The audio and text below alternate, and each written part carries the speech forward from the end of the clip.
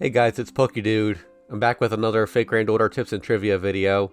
Today I'm going to talk about a brand new mechanic that just got added to the English version of the game, servant coins. Servant coins are a currency that allows you to further enhance your servants beyond what was previously possible. Specifically, you can use them to raise the servant's level cap above 100 and unlock and enhance append skills. Grailing with servant coins is pretty straightforward. On top of the usual requirements, you also need to spend 30 coins for every 2 levels. The hard cap on that is level 120.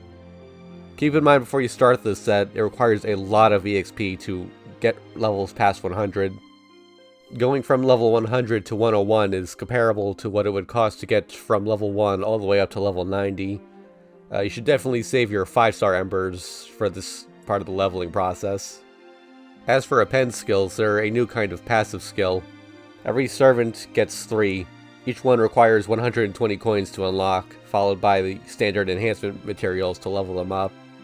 2 of them are the same for every servant. One enhances the effectiveness of extra attacks, and the other boosts the servant's starting NP gauge by up to 20%. Needless to say, the latter should be your top priority for almost any servant that you use frequently.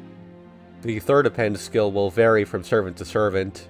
Most servants will get an attack boost against a specific class, while berserkers are unique and instead get a crit chance resistance buff against a specific class.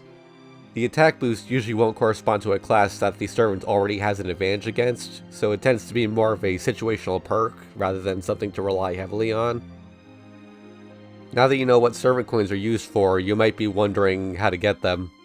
The 2 main ways are by raising a servant's bond rank and summoning additional copies of them. For bond ranks, you get 5 coins for every level up to 6.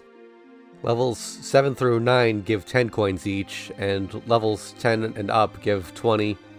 So taking a servant to bond rank 10 will give you 80 coins, and rank 15 will give you a grand total of 180. As for getting more through summoning, how many you get depends on the servant's rarity and availability.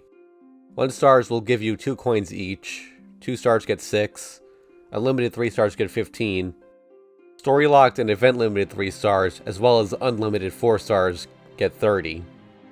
Locked and limited 4 stars get 50, and all 5 stars get 90.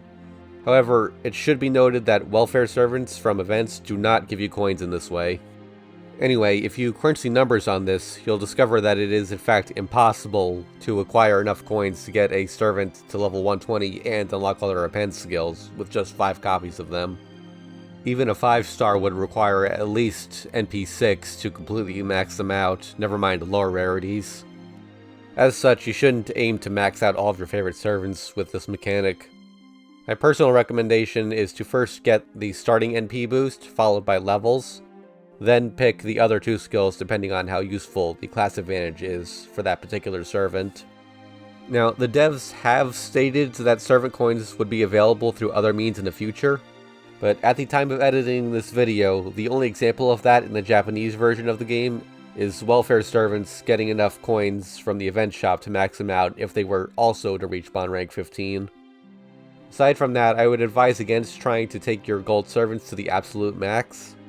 The buffs you get from servant coins simply aren't worth the cost of going over NP5.